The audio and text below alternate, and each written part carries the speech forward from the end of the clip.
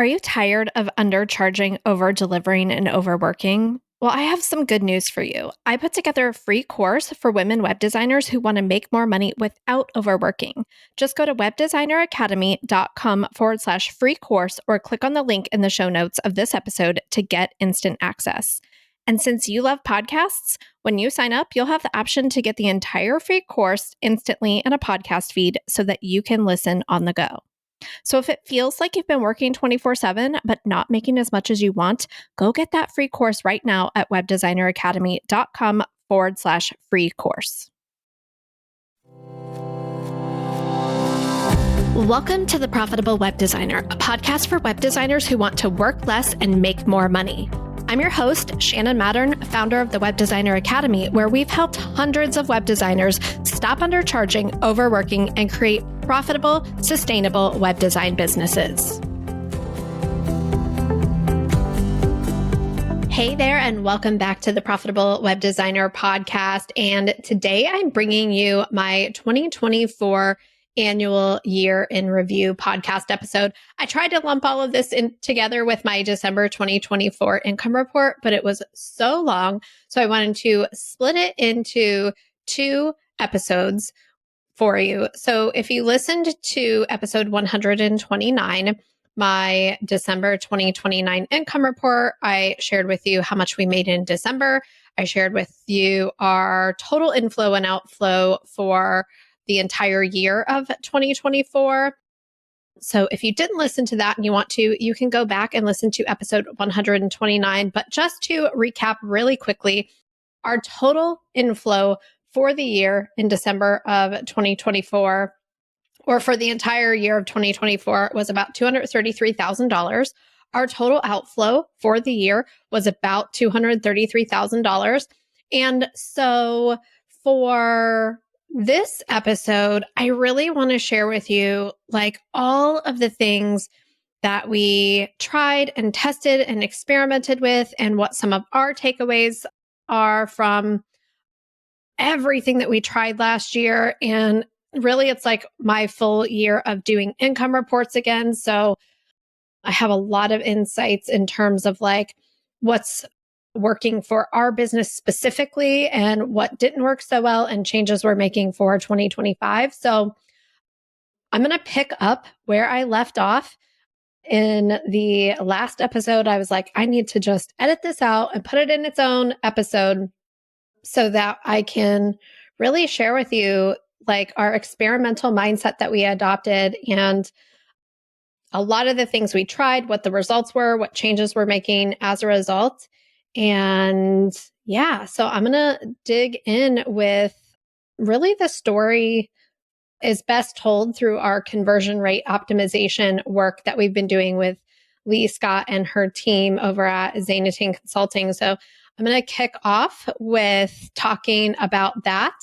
And I'll share with you all of the things that we tested and experimented on in 2024.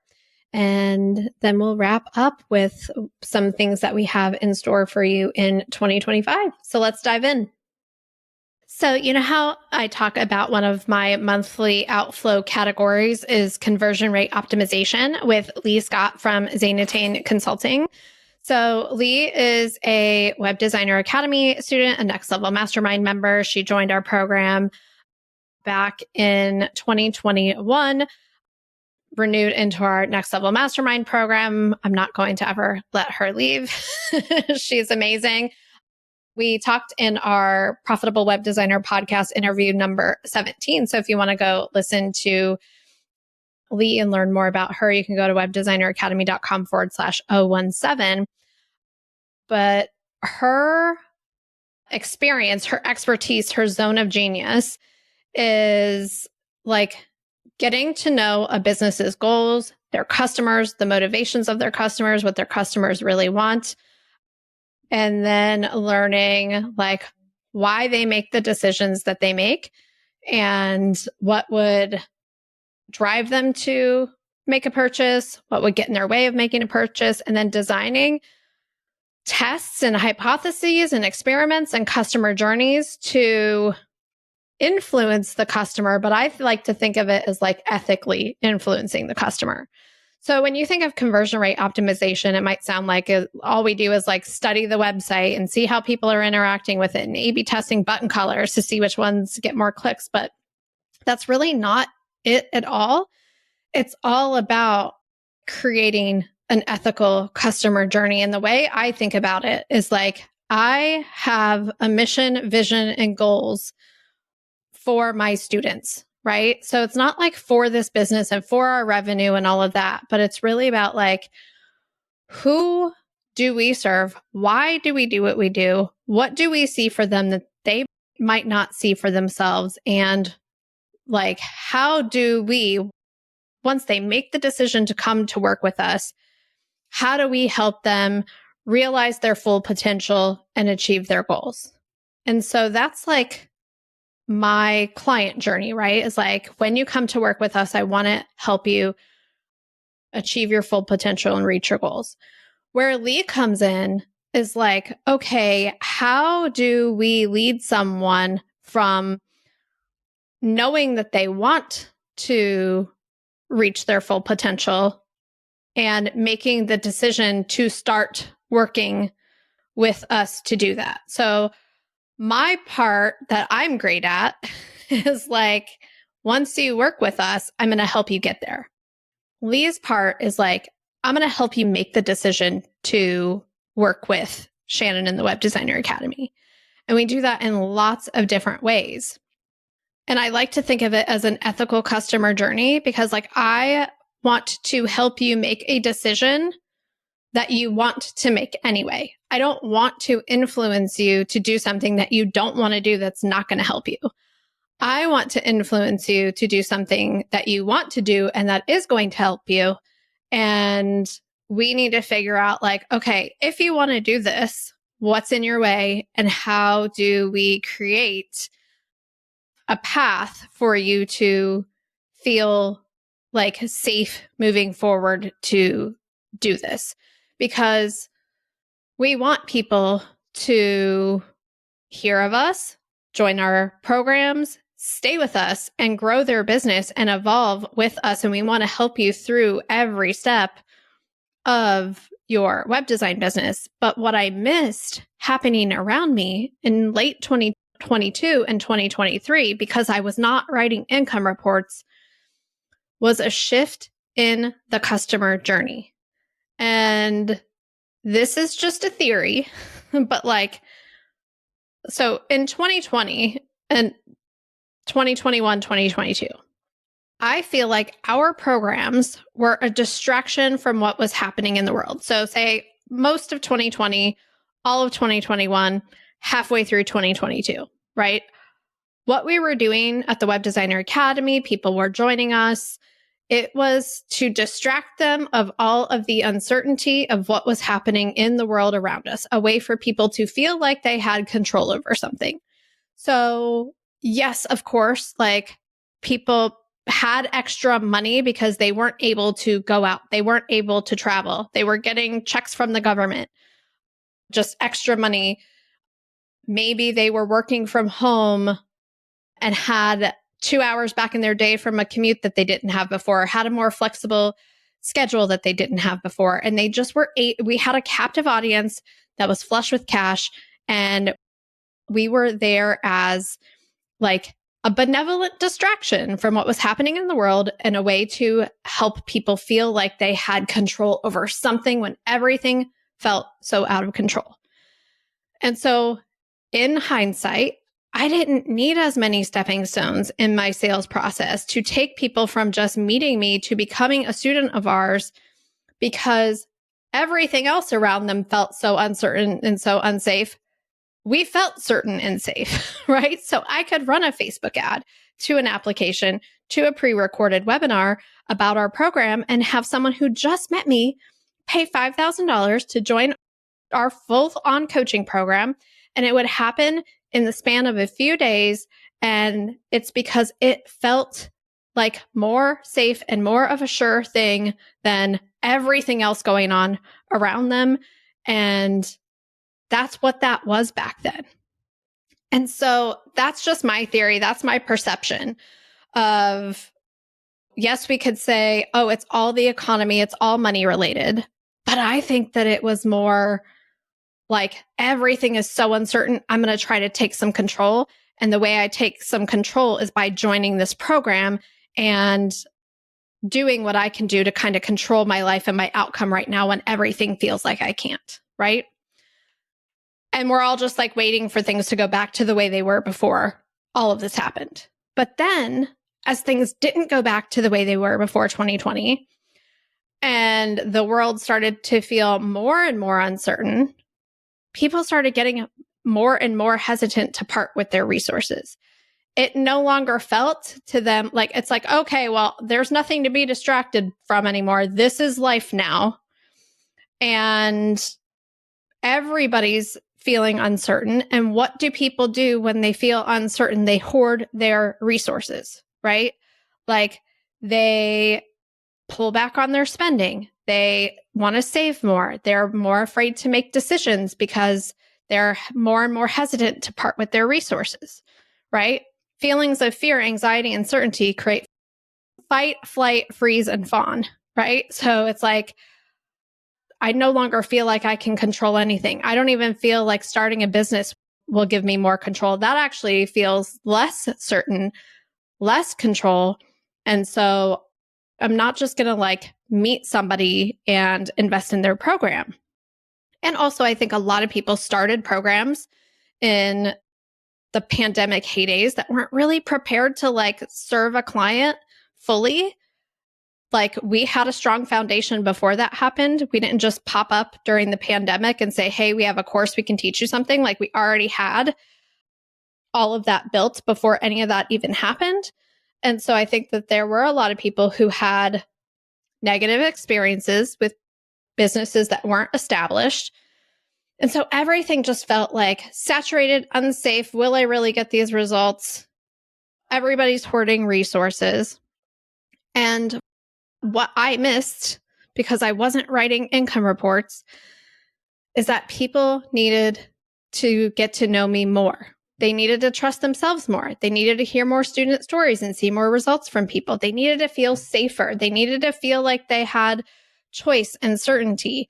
And I was operating from the captive audience days, right? So if you like imagine a river with stepping stones across it, when the water's calm, you're like, cool, yeah, a river with stepping stones across it. I think that step's a little far away, but I can totally make it. And if I fall in and I get a little bit wet, no biggie. I won't get swept away. Like, I won't get swept away. It'll be fine. I'll just get back up and keep stepping. But like 2022, second half of 2022, 2023, that water was rushing. It felt so unsafe. It felt like one wrong move and you would just get swept away.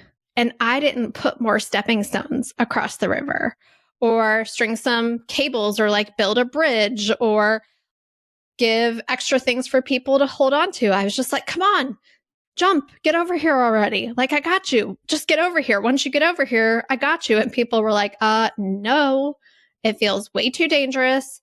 And I don't want to risk falling in. So what the work we did with Lee's team was really to be like, okay, there are people waiting on the other side of this rushing river who really, really, really want to come over and work with us. And they're over there, but they're looking at this and they're like, I don't think I can do it. Or now's not the right time for me to like brave this river or whatever. And so what we did is like, we went over and we talked to them and we're like, who are you? Why are you over here? Why are you waiting? What do you really want? What do you think's waiting for you on the other side of this riverbank? And what do you need to feel safe to come over? What would have to happen for you to start the journey to coming over here?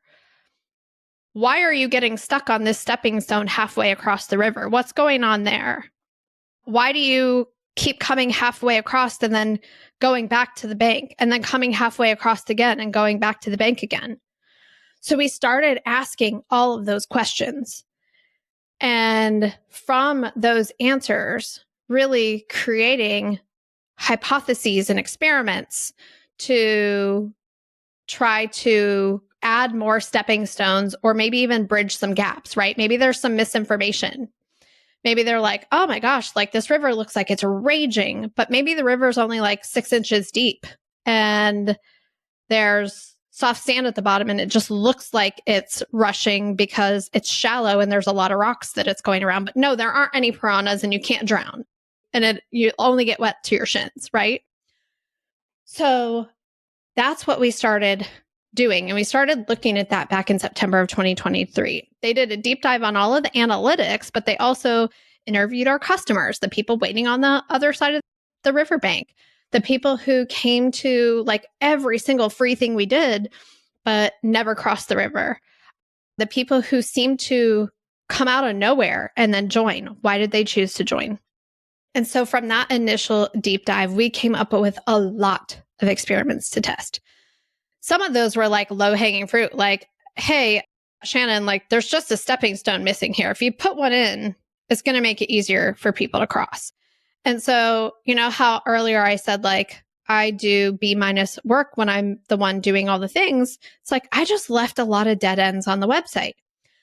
There were things that made sense to me because I was keeping everything all in my head that were just like confusing to people seeing it for the first time, like just even website customer journeys, things like that. And I'm like, oh yeah, you just click here, here, here, and here. But like, that's not obvious to certain people when they're seeing it for the first time, but it's obvious to me because I look at it all the time. So that's why sometimes it is so important to bring in fresh eyes because people see what you don't see when you're the one doing it. So we had a lot of low-hanging fruit that we were able to just fix. But then we also uncovered patterns and characteristics in the people who said yes to working with us, as well as patterns and characteristics for the people that were like, yeah, someday, but not right now. And people who we knew were like never going to work with us, but are going to like tell other people about us. And we decided to like figure out, okay, where do we prioritize our time? Do we spend a lot of time trying to get the people who are just standing over on the end of the riverbank? Do we just keep trying to coax them over and coax them over and coax them over? Do we try to get more people to the riverbank? Do we try to turn the people on the riverbank who are never coming over into cheerleaders for the ones that do decide to start the journey over to working with us? So 2024 was the year of experimentation. Like Lee and her coworker, Jamie, are brilliant. Erica, our client success coordinator, also has been deeply involved in all of this. And so it's like, based on everything we know from talking to our customers and from gathering the data, here are some hypotheses that we have. And here are some experiments we've designed to test out this theory. And so it's not just like, if we change the button color from gold to berry, are we going to get more people? Right? It's like, if we move this button above the fold because it's 5 scrolls down, will we get more people? And if we change what it says because people feel some type of way about the application, so if we, instead of saying apply now, we say learn more, will that make them feel safer to like take this next step, right? Stuff like that. So we learned so much. If I listed all of the experiments and everything we learned, we'd be here all day. But I will share with you the 10 most important things that we learned. I mean, like there's still 10 things to share. And this applies to us. So if you are curious about like what works and what doesn't work in 2025, I can't sit here and tell you that these 10 things apply universally to all businesses because we got really specific about our business model, our customers, our data, and our goals. So I just want you to realize that like this service that I contract with Lee to provide, yeah, she's her own expert. She's an expert in conversion rate optimization. She keeps her finger on the pulse of trends. She's always looking for new ways to do experiments and things based on the data that we learned, but our data is unique to us. So if you're looking for something super custom for yourself or even for a client, highly recommend talking to Lee about how to develop this level of insight into your own business or to helping your web design clients with it too. So I'll link up her website in the show notes, but these are the 10 things that we learned in 2024. And first, we stopped running all ads. So in 2022 and 2023, I'd invested in a YouTube Ads Accelerator program. It was recommended to me by a business coach of mine who had a program structured similarly to mine. And YouTube ads had worked really, really well for her to get in front of her ideal clients. And so I worked with that same team to develop an ad strategy.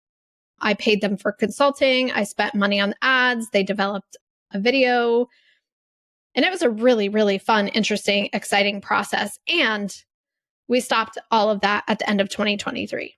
So those ads just weren't converting. They were bringing us new email list subscribers, but they were not turning into new Web Designer Academy students. So I'd also worked with a Facebook ad strategist, I think in both 2022 and 2023. Again, experimented with running our own ads after we stopped working with her because everybody's always like, well, if you put $1 in the Facebook ads and you get $4 out, wouldn't you do that all day, every day? Well, what they don't talk about is like the time horizon for getting that $4 back out.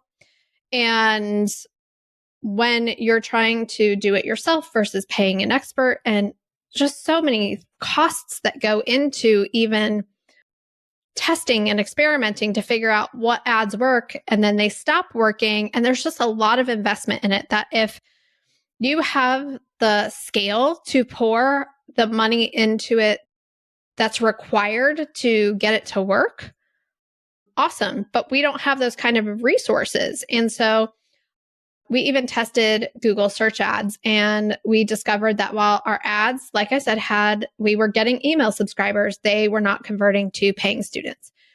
And I just had this conversation the other day with someone on my podcast about all the people that teach ads talk about you're supposed to have what's called a self-liquidating offer to offset the cost of the ads. So your ad is for something, and then they click on it, and then you pitch them like a tripwire or like a tiny digital product. And when they buy that, they basically paid for me to advertise to them.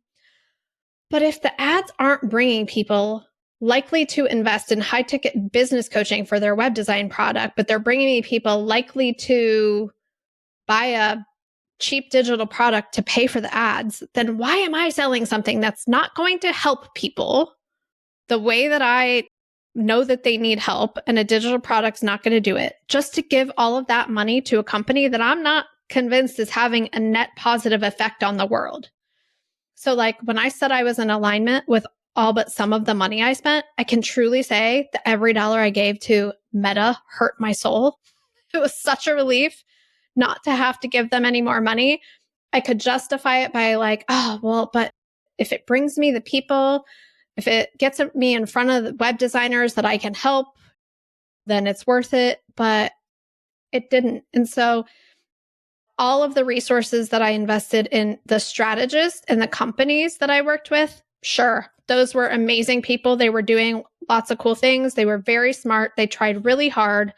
But at the end of the day, it just wasn't a match for us. Ads are not a match for us. And we stopped running all ads. I just don't see a day in which we do that again. And scaling with ads just didn't work for us. And if someone's listening to this and we're like, oh, you just did it wrong, that's okay. I don't need to play on that field.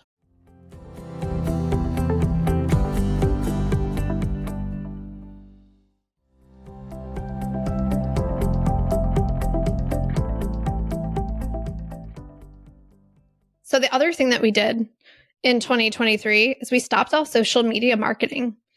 So our data shows that our best students don't come from social media. And what a relief, because I personally just don't vibe with creating content for social media for many reasons, but I am not a social media consumer personally. So I can see why, because I don't consume social media. I don't scroll Instagram. I don't scroll Facebook. Like I never have. That I would feel inauthentic to intentionally create content on a platform that I don't consume content on, right? And I do. It feels inauthentic. I feel like I can't be myself. I feel like I'm in this box and I'm like trying to market and I have to have an image and I have to have a hook and all of these things that I'm like, I don't want to. Can't I just be myself and express myself the way that I want and the right people will find me, right? So we stopped all social media marketing. Our data supported that. I do feel like it's a two-way street though. Like if I had a different opinion about social media, our data might support that our best customers came from social media. I don't know, but we might experiment in 2025 with reels pulled from our podcast, directly from podcast interviews, but that would all be from a relationship marketing perspective. Like if I'm going to do anything on social media, it's going to be to generously give to my podcast guests to help them get in front of more people as like a thank you for coming on my show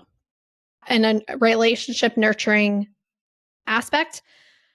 But if our content isn't even being seen at all, I have zero qualms about not being on social media at all. Like, in fact, one of our plans for 2025 is to just like put a not quite a goodbye post, but like a, hey, here's all the places you can find us. And this is the last thing I'm posting here. So if you want to engage with us, come here. And if you're a social media person and you don't want to follow us other places, that's cool too. I'm fine with that. Like, I feel like I can have much more impact on platforms where I feel authentic and that I feel like that they're adding a net positive to the world instead of a net negative. So the third thing that we learned is that people find us through search. Speaking other people's podcasts, a lot of the search is like search for my name. So maybe they've heard me speak somewhere. They search their podcast app for podcasts for web designers. They see us as a recommended podcast in their app. They hear me speak on someone else's podcast or at an event for service providers. That's how people discover us. And the trust from that type of discovery is way higher than scrolling past an ad or a post on social media that's just surrounded by all of this other stuff, right? And the feeling that most people get from being on social media is not a good vibe, right? So we're doing so much more of that, of putting ourselves in the room with our ideal clients. And I actually hired someone at the end of 2024 to put together a podcast tour for me. I'll be pitching all of those people on that list throughout 2025 to build more relationships, just like I teach inside our program. So I'll tell you more about how that goes as I start meeting new strangers intentionally as a human to human. And I'll be sharing that on the podcast in 2025. The fourth thing that we learned are people are way more likely to join us after having listened to me coach other people. So whether it's participating in a live challenge with me or hearing me on the podcast, like when I put replays on the podcast of some of our coaching calls. So I think that's more about the psychological safety and the, will it really be worth it? Will I really learn anything? Like they get to experience what this quote unquote coaching thing is all about. So that's why we launched our Profitable Web Designer Premium podcast back in February of last year. And we started putting our old replays of our coaching calls from 2020 going forward. And people can subscribe to that feed for $10 a month. They get a drop of 10 1-hour long coaching calls and then 2 additional calls every single week. And they can just listen in on me coaching web designers on their businesses and mindset and pricing. And so people, if you're interested in that, you can go to webdesigneracademy.com/premium. You can subscribe to that now. And people who subscribe to that podcast eventually become our students because they realize like, oh, there is so much. They're talking about the strategies, but what is the strategy? Like there's resources and templates that they're talking about. What are those? I actually want coaching from Shannon. So you get to basically see what our program is like before actually joining. And it's $10 a month. It's fascinating to me that we don't have so many more subscribers than we do, which tells me that I get to do a way better job of marketing it because it's totally a stepping stone to work with us. And it's like $10 a month for information that can help you make thousands of more dollars in your web design business without even having to like implement our strategies, just by like cleaning up some of your existing time and money leaks and changing your mindset. And so I used to think things like, well, people must not want that. But now I'm like, okay, I'm going to be responsible for that. And I bet if I actually gathered some data, I'd learn that I just haven't been talking about it nearly enough. So if that's something that you're interested in, go check it out, webdesigneracademy.com/premium. So the fifth thing that we learned is that really short landing pages work well for conversions, and I'm very wordy. So we launched a new free course for web designers, and the landing page for that, like the opt-in page for it, was like a heading and a sentence and an email, sign up. And that free course, it's like a 4-part training series. We put together 4 trainings that we've done. And so I get to be less wordy and be more direct. And that's kind of hard for me because I think out loud and I think through writing and I think through talking. So I get to think out loud and then pare it way back. And so that new free course, when we launched it, we got a lot of new Web Designer Academy applications and signups. But like with everything, there are diminishing returns over time. So we're looking at like what we want to do in 2025 to freshen that up. The sixth thing we learned is that the time it takes from meeting us to becoming a student could be anywhere from like 2 days to 450 days. It is all over the place, which is why it's hard for us to fund ads. Because if we are like, well, we could spend this now and maybe get it in 2 days and maybe get it in 450 days, like we need to have a lot more cash flow to put to ads that I'm just not interested. So what that tells me is that we just get to make more offers more often instead of opening the doors only a few times a year, being cool with less people joining every time. And also like, what are you doing on the other side of the river for 450 days? Like, just start coming over here. Let me help you. But that's also like, I need to find out why you're over there. It might not have nothing to do with me, why you haven't come over yet. If there is something I can influence, then I get to find out what that is and decide if it's sustainable for us to do that. Because the thing about running a profitable, sustainable business is that you make decisions that are win-wins for both you and your clients. You're not going to make a decision that's not a win for you, but that's a win for your client just to get the client, right? So it has to work for both of you. And we do that with our business too.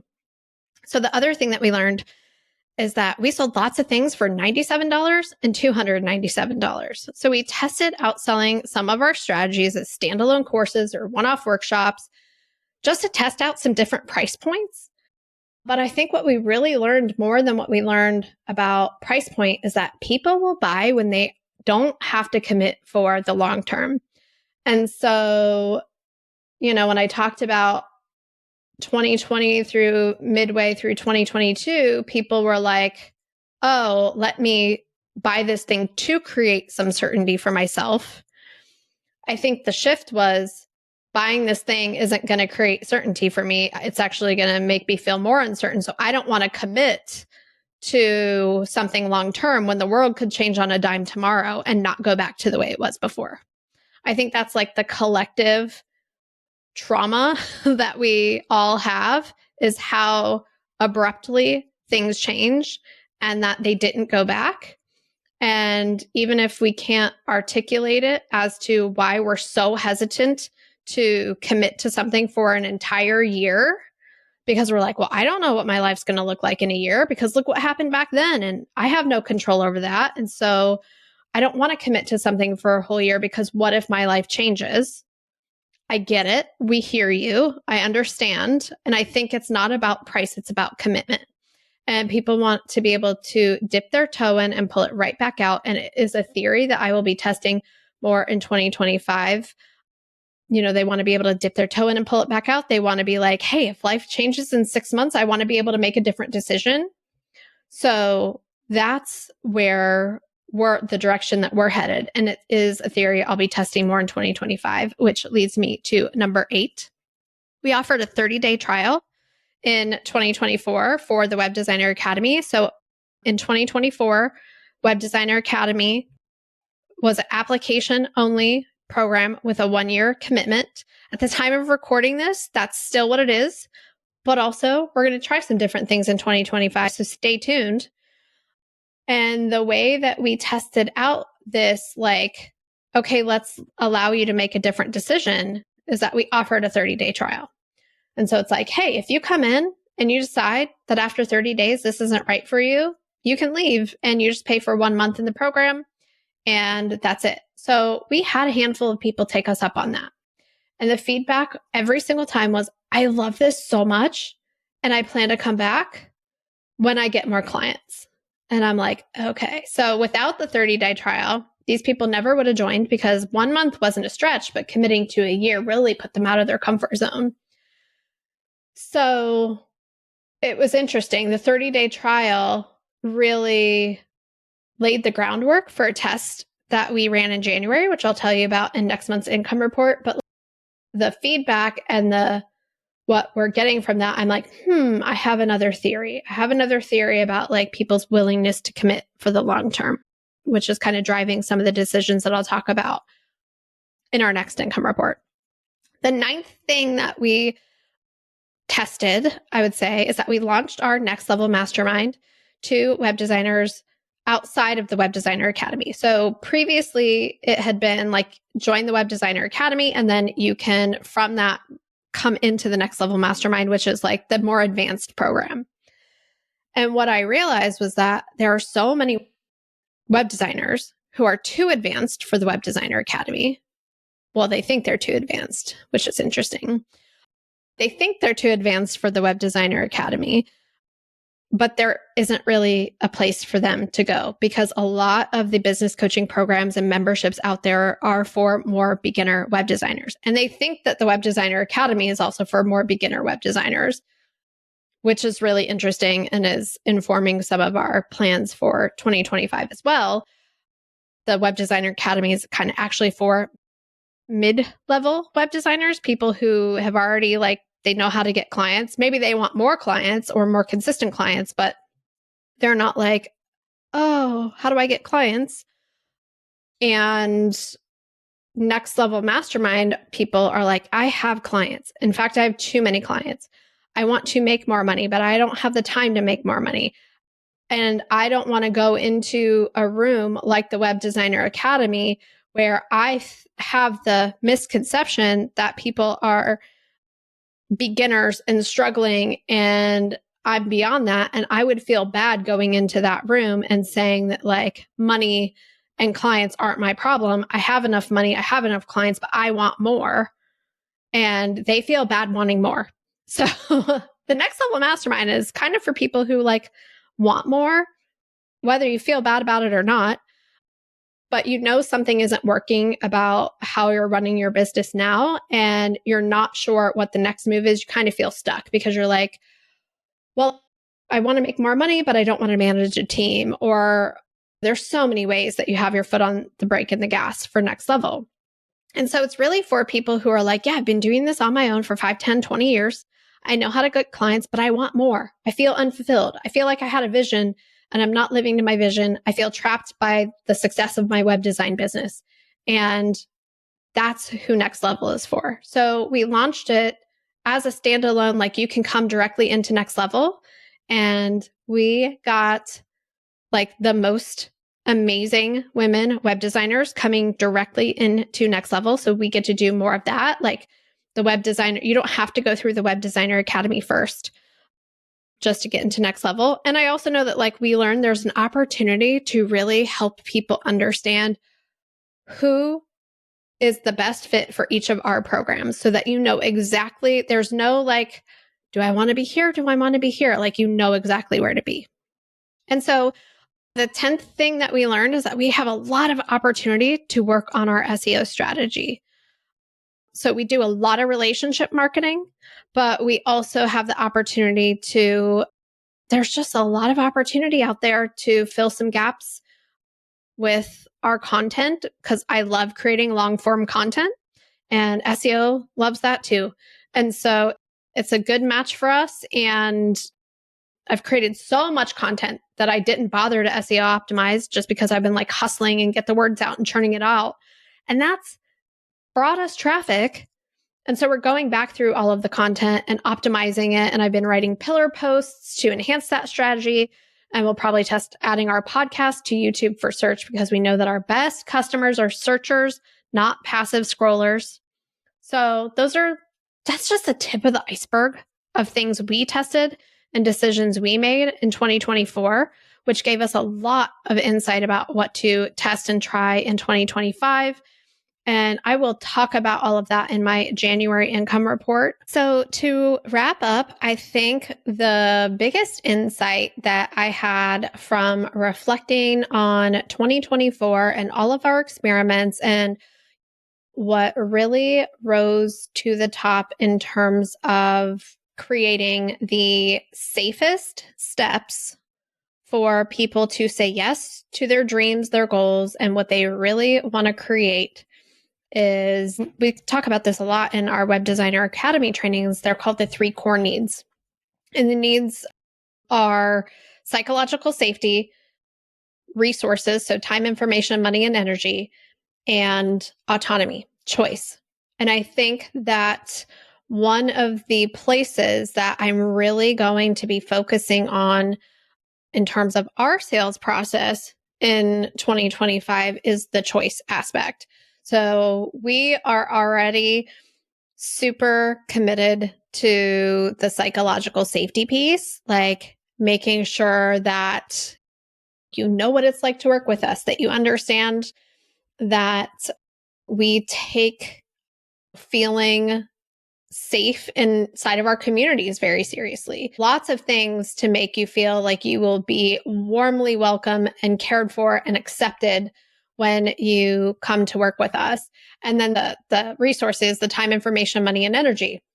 Just putting a ton of information out there on our sales page on this podcast to really close all those open loops for you in terms of what do I have to commit to this on my end. And I think that the opportunity for us and for so many other businesses in 2025 is this autonomy piece.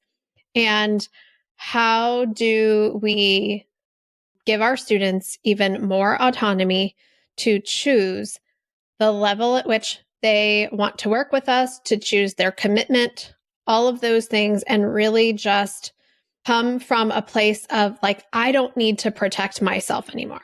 I think that I never needed to protect myself in the first place, but I think that that has been one of the biggest shifts for me personally. And I talked about this in the episode with Nadine Nethery that just came out. I think it was episode 128, about how I had created this customer journey that was like an obstacle course, like an American Ninja Warrior obstacle course. And then if you made it to the other side of this obstacle course, well, then I knew it was like safe for me to work with you. And I didn't realize that's what I was doing at the time with our customer journey. In hindsight, I can totally see that my reluctance to change the customer journey and to add more stepping stones in the face of evidence that like sales were slowing down and the market was shifting and that there required more trust from people who wanted to work with us. I was slow to adapt to that because I felt like I still had to protect myself, protect my business, hold certain things tight. And it's really interesting to reflect on that. And I think that that had really nothing to do with business, but it had everything to do with anxiety, things going on in my personal life that felt out of control, that made me feel like I needed to exert more control in the places that I could control. And since I own the business, I get to control all of it. And so I was making a lot of decisions to make myself feel safe and in control. And I just realized now that I just can let go. I do not need to control all of it. And I can trust that the people that make their way across the river have my best interest. Like, they're not thinking about me, right? It's not even that they have my best interest in mind. It's like, I can trust them. I can trust them. I can trust them. I can trust them. And I don't need to have so many hoops to jump through. I can remove the hoops, remove the friction, make it easier for them to say yes. And just kind of let go of some of those old vestiges of my own self trying to create some sense of control in an uncertain world, just like everybody else was. It's like, I've just settled in here in 2025. I've settled in that I can't predict the future. I don't know what's going to happen. I don't know what bananas thing is going to go on in the world next. Trying to control it all is making me anxious and miserable. I get to just let that go and lean into the best parts of myself, the best parts of everybody else. And as my biz bestie and business coach, Alicia St. Germain, loves to say, let the problems come to me. I'm resilient. I can handle them. I've been through a lot in the past 10 years in business. So many challenges and obstacles that I have come out on the other side more resilient, more knowledgeable. And every challenge that I overcome or work my way through is something I have to offer to my students. So I don't need to protect myself from that stuff because those things give me richer experience from which to guide other people through it. And so that's really what I want to leave you with for the end of my 2024 year in review. It's very exciting to me to kind of close that chapter with all of those insights and take them into what we have planned for you in 2025. We're updating our branding. We're doing a little brand refresh that you guys will see. We're updating some of our platforms, just a lot of things to really set us up for the next 10 years, which is really, really, really exciting. So that's all I got for you for my 2024 year in review. I hope you heard something that was helpful to you.